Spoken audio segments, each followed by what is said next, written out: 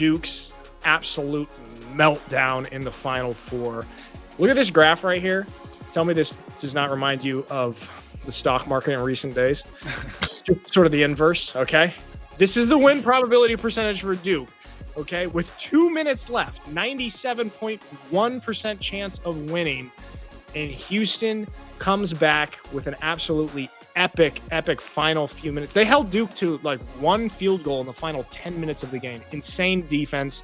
Kelvin Sampson is a legend and a guy that I would go to war for. I got a lot to say about this. Scott, give me your thoughts on this game. Yeah, this is a monumental collapse by Duke. Obviously, no one saw this coming. With somebody like a Cooper Flagg, I kind of feel for the dude because in that moment, yeah, he had the ball in his hands. Winners win. And that could have been his Christian Laettner moment. He could have become like one of the greats of Duke and storied and everything like that. You could see it on his face as he was driving away in the golf cart and everything like that. He knew that was his moment. But I mean, all the credit to Kelvin Sampson and the Houston team.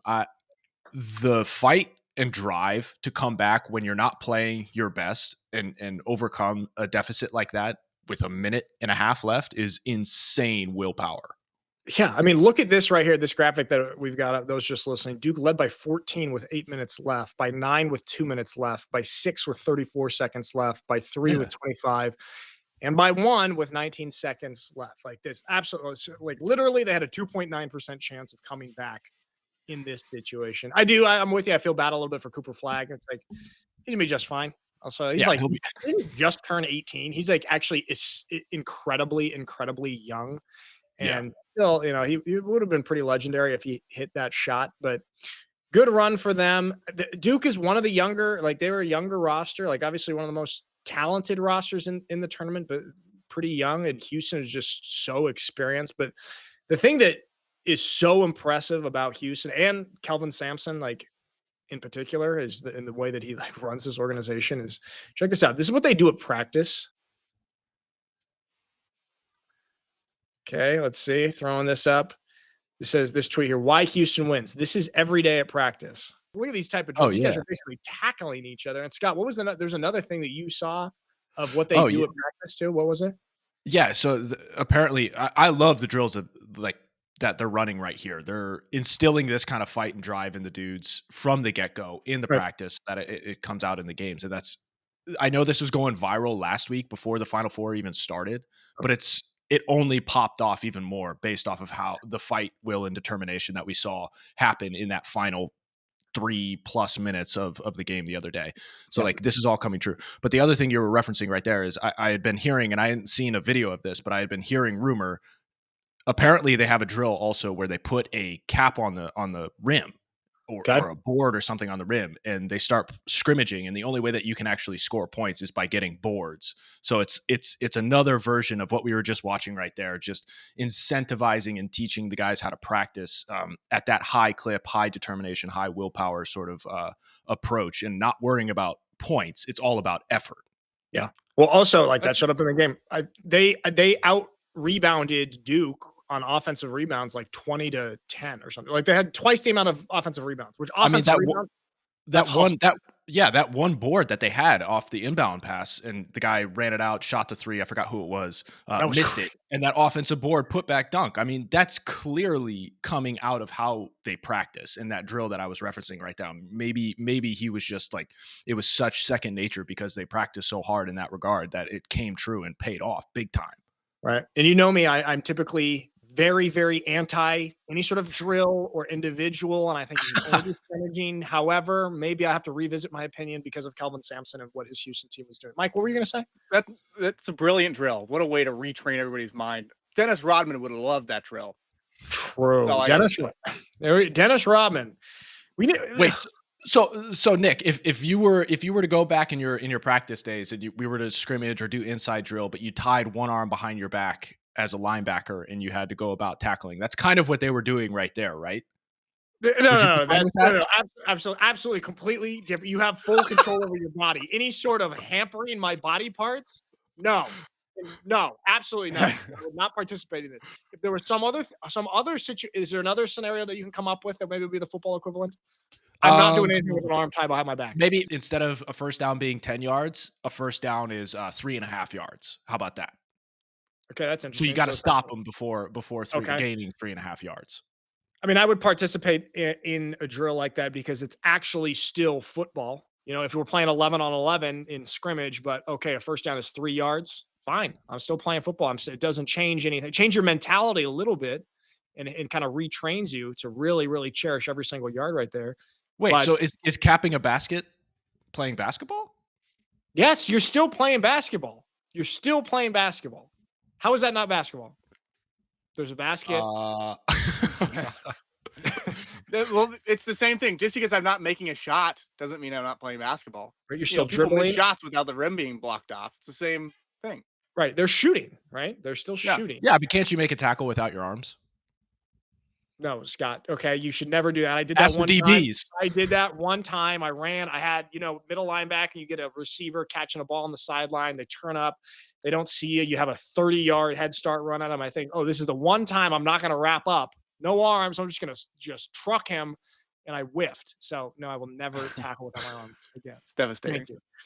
I have this is a very, very close to the heart issue for me, tackling without your arms. All right. The other thing I want to talk about bruises when you do the drive-by try and arm tackle, the bicep bruise is one of the worst feelings. So bad. You got that, and then your trapezius acne that we revisit. This is the other thing I think is cool about Kelvin Sampson. So I've come across this a couple of different times. Him talking about this. Okay, he says, I love coaching basketball. I love teaching. I don't take resumes and I don't take phone calls. I hire everyone from within. We develop our coaching staff the way we develop our players. And there's a few other quotes very similar to this where even went it a little bit more in depth is like managers, like basically everyone within the organization is within. What are your thoughts on this? I think it's awesome. I don't think it's like entirely possible to continue to do that because at a certain point you have to get new people in the building. But I understand. I take his point. Even when you do get new people in the building, it's maybe not at the highest of levels.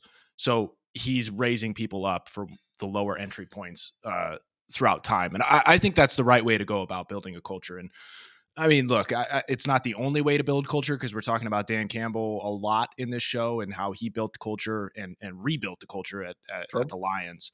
And he was bringing in new people from all over the place. But it's really about having guys who have the exact same vision, have the exact same mission in mind, and go about it in a similar fashion.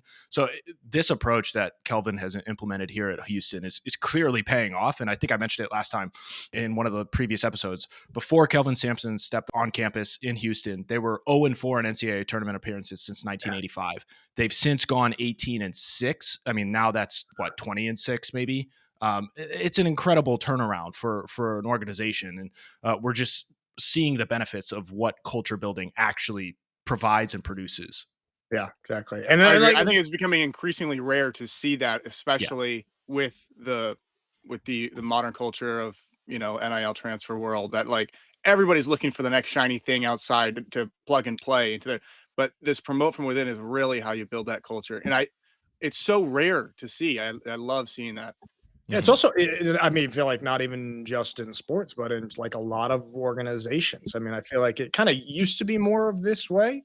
And this is why this is also why I'm very wary of organizations because of this being a rare thing. And, this is why I don't love such loyalty to organizations, which brings me to my next point. Okay. You can't even get loyalty for a legend like our man Hakeem Olajuwon, who wanted to go on the court to celebrate. He's an absolute legend for Houston basketball, and security wasn't having it. They wouldn't even let Hakeem Olajuwon on the court. Okay, this I think furthers my point of having no allegiance or loyalty to organizations. What do you think?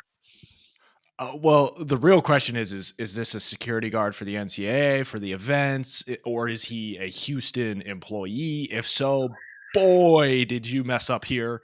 You can't. Look how mad he is, dude. Well, he's just stunned, shell-shocked. In shock. Yeah. Do you have any idea who I am?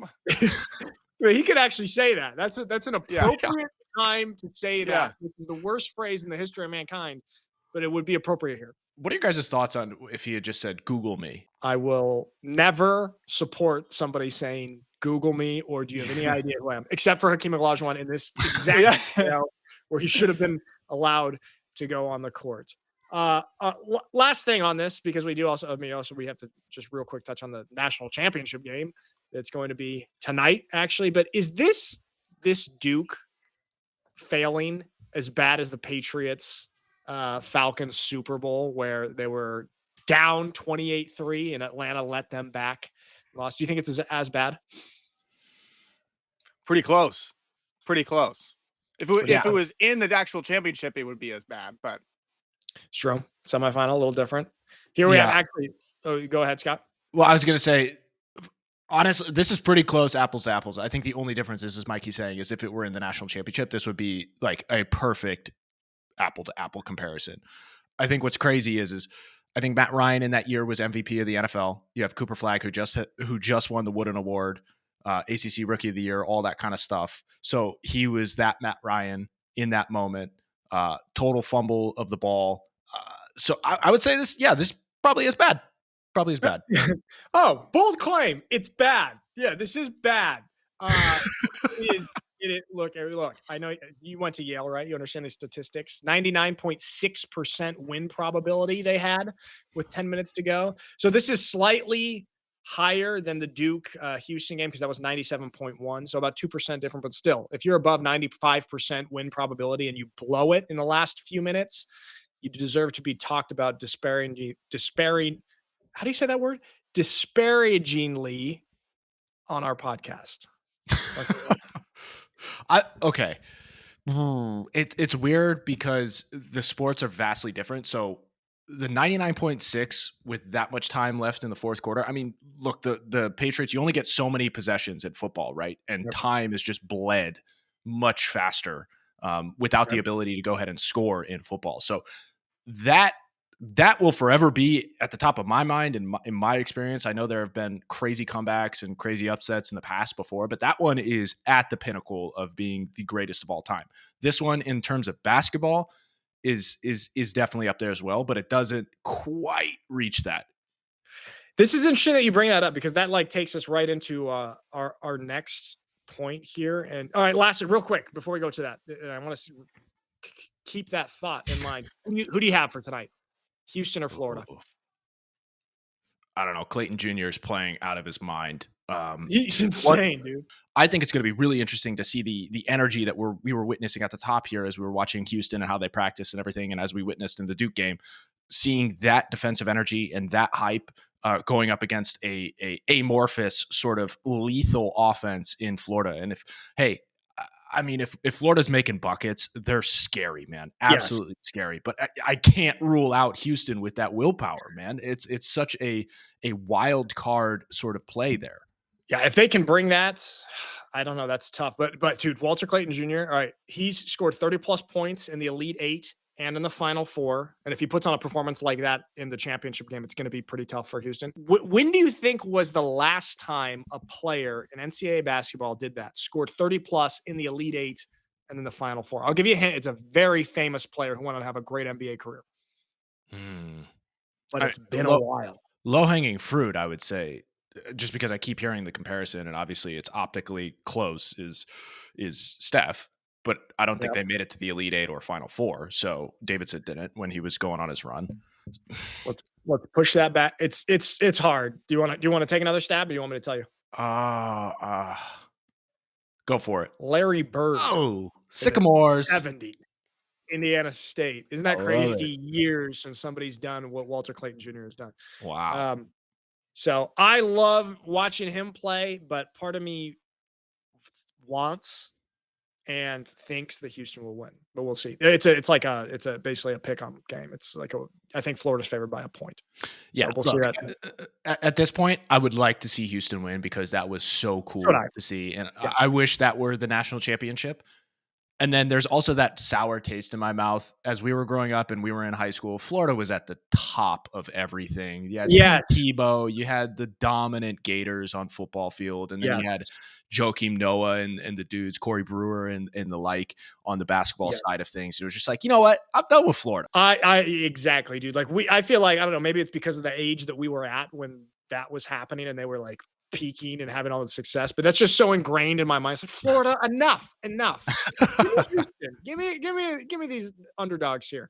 So we'll see. We'll talk about that tomorrow. Going back to what you were talking about when we were trying to do the comparison between, okay, what was the bigger bust, the bigger choke, Duke in this Final Four game or the Falcons in the Super Bowl? And so there's been a huge record broken in sports. Alex Ovechkin has passed Wayne Gretzky, scored 895 goals. Here it is right here. I won't play the audio, but it's awesome. It was against the Islanders.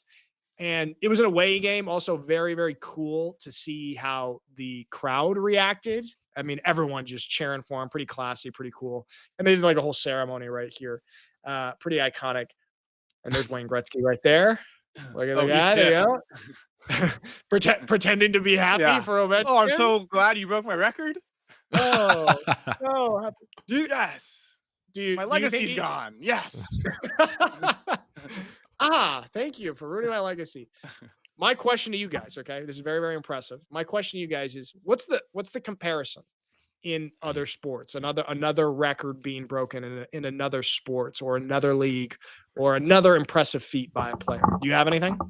All-time passing yards? Yeah, passing yards, maybe. Sure. Maybe, but with the way that the game's going, it's not a huge surprise. I think the crazy thing about the NHL is like, yeah, they've made some changes to where offense is a little more prevalent. I think they made that change mid 2000s when they were struggling to get, eyeballs watching the game because it was so defensive heavy and everything along those lines. So the game slightly changed. I think with the NFL, it's a little different with the passing yards is because the game has gotten so pass heavy and so pass happy that we've made the argument that there should be two separate record books with the way in which things are going right now versus what they were in the past. Like Dan Marino's numbers, stupid for that era. I think what's probably more appropriate though would be Jerry Rice's receiving record. I mean, the yardage there in general over his career is, I don't know if that's ever going to be touched because that's a dumb amount of years. Mike, can you look up how many seasons Jerry Rice played? I think he played until he was 42. Oh my! I know. What, really? I did not realize it was 42 at receiver. Dude, he retired when we were in high school, I think. Gosh, that's so crazy. Well, that's the thing with all of these is, of course, like 20 years, 20 seasons. 20 seasons. Jiminy Christmas. 13 Pro Bowls. Is the longevity of these players. And it's like Ovechkin, 20 years. Okay. Obviously, a comparison would be LeBron breaking Kareem's point record a couple years ago. Also, of course, longevity is a huge part of this. I kind of think, though, because I like what you're going down with. Okay, the game has changed a little bit. Example with football, because passing has opened up so much. And so the statistics increase a lot. I kind of like comparing it to maybe when Messi, I know we don't talk too much soccer on this, but when Messi broke Pele's scoring record for Barcelona, because I feel like scoring a goal in soccer is sort of equivalent difficulty-wise to scoring a goal in hockey. And so I would go more that route. What do you think? Yeah, no, I that's probably a better comparison for sure. But that's why I leaned on the Jerry Rice thing is because he even put those numbers up in an era in which the pass game wasn't as prevalent. And that's an untouchable number in a time when it just wasn't part of the game as much. And granted, he had one of the best, if not the GOAT in Joe Montana, throwing him the ball for the majority of his career, but still that's almost untouchable there. And I mean, I guess recency bias, you could probably point to Saquon in the same vein as like, okay, the league is super pass heavy right now. And the fact that Saquon nearly broke Eric Dickerson's, record of 2,000 plus yards in a season and rushing yards and everything like that, that's huge. Granted, Saquon had more games to do that in compared to Eric. If I'm not mistaken, he had one more game. So I don't know. There are a couple things that get close, but your Messi comparison is probably the closest. You got to respect my European soccer culture over here, okay? That European influence, okay? You guys don't know about Lionel Messi and football. Wayno right there. Yeah, he's probably a little perturbed that his scoring record was broken and everything, but he even called it out early on in his career that he knew that his record was going to be broken. And anybody who goes in thinking that the record's not going to be broken is just foolish. Because ultimately we've seen such gains in the sport. And if you're able to break it, somebody else in the future will most likely be able to break it. And then on top of that, Wayno has the record of just all-time points scored. So even if you remove his record of goals, he's still the highest point scorer in all of NHL history. So it's like he's still. But isn't Ovechkin pretty close on that too, or not? Am I mistaken? Nope. It's just a scoring record. Okay. Mike, how could you have the same amount of goals, but not the same amount of points? Because you get points for like assists and such. Yeah, assists, double assists. So it's a whole point system. Yeah. Like Mike, sports 1 point per day. 45-point plan. Okay. Put in the Michael Scott thing. Mike, real quick, can you look up who's second in receiving yards in NFL history? Or also, this is a two-pronged question. Who is the closest active player? To see if, like, would that ever be touched? Jerry Rice. Number 1 is 22,895. Larry Fitzgerald's number 2 was 17,000. Okay, and then it's T.O. and then it's Randy Moss. Okay. Anybody active? 10,000? Anything? Boy, oh boy. Julio just retired. He's 16th. He ended his career with 13,700. So far off.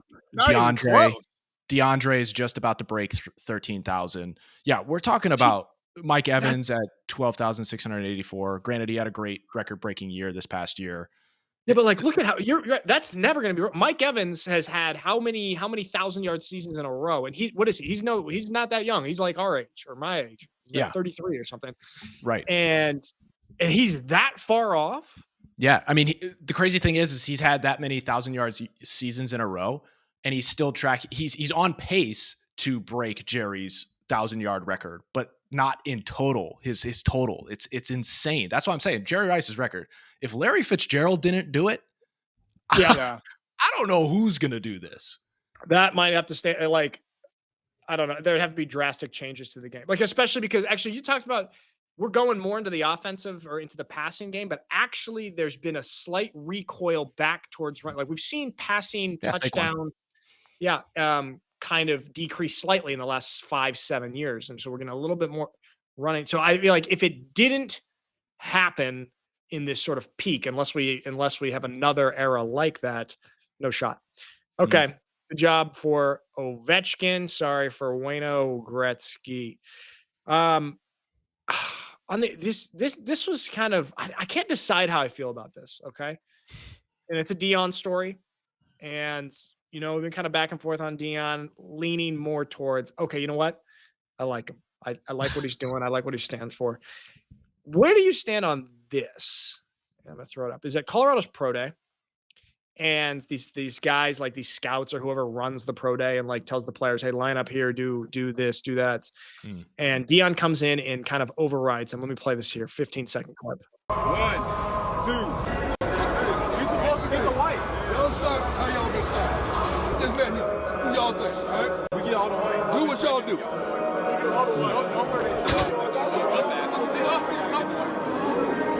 So that was pretty hard to understand without subtitles. I saw a version with subtitles where basically Deion comes over and says, you guys do what you do.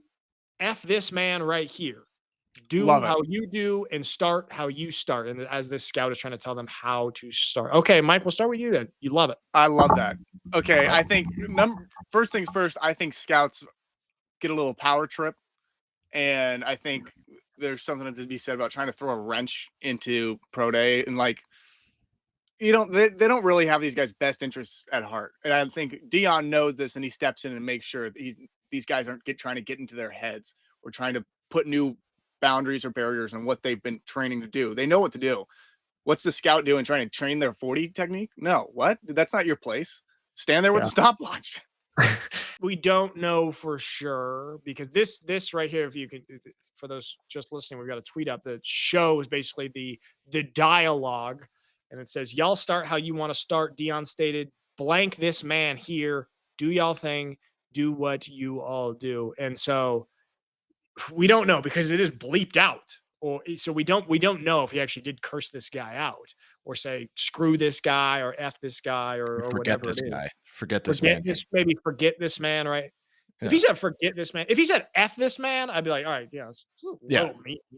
I support you I support Deion in wanting to protect his kids, which he's proven over and over again to do and to be authentic about it. I have to admit, early on, I thought that he was like, I thought that he was lying. I was wrong about Deion. I judged him a little bit too early. I thought that he was a bit disingenuous with how he communicated and talking about, oh, this is my purpose here to help young men in college. I have no interest in going to the NFL. I thought he was going to go try and take an NFL job. Like he's prime time. He's Deion. And he proved me wrong by not doing that, by sticking with Colorado, signing that new 5-year contract, getting him paid, which he deserves.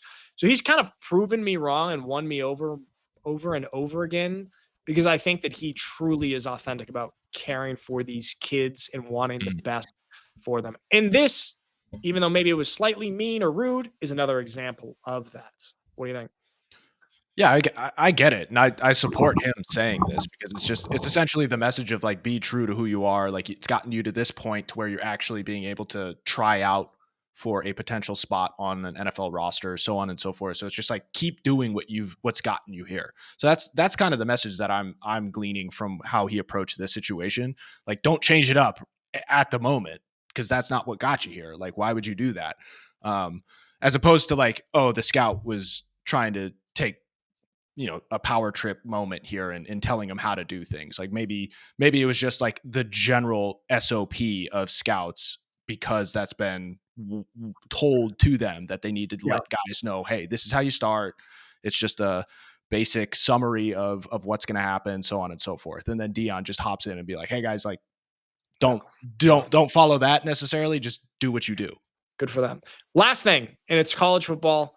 Because we talked about this a little bit with Stanford, with them hiring Andrew Luck, and basically he's the GM and he's got unilateral powers. He fired the head coach, and their crosstown rival, our brother Andy's former college, Cal Berkeley, is trying to do the same thing. So they've got Ron Rivera and the football program and the donors of Cal. They're in a standoff here because they want GM Ron Rivera to have full control of the program, a la Andrew Luck at Stanford.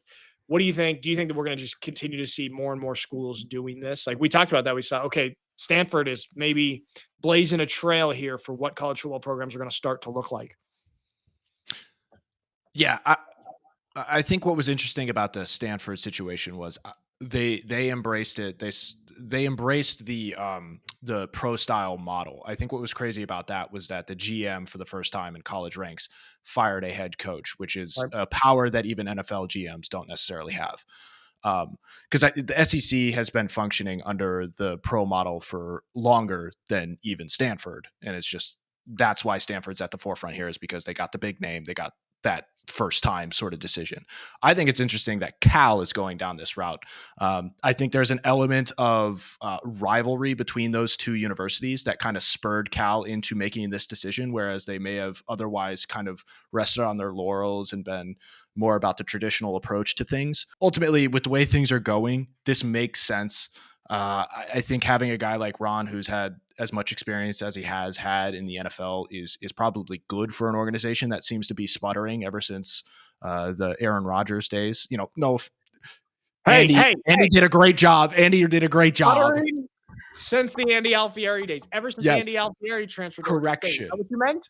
Correction. Yes. No, yes, don't worry. Exactly. They were bad. They were bad then too. And you know what? I wouldn't be sad if Ron Rivera got full control and fired their head coaches after they came into our living room and lied to everybody in our family's face. I wouldn't be that mad. Bunch of liars, as college football coach tends to be. All right. So interesting to see that this is starting in the Bay Area with these two academic schools. Probably something we're going to see more and more of. And I don't know. Who knows? I mean, both of these programs were Cal this past year was actually like kind of solid at times, and they played some competitive games. But Stanford's just been abysmal since the David Shaw era, since the Joey Alfieri era. All right, everybody. That is it. We've got a national championship tonight. We'll be talking about it tomorrow. Thank you for watching, and we will see you on the next one.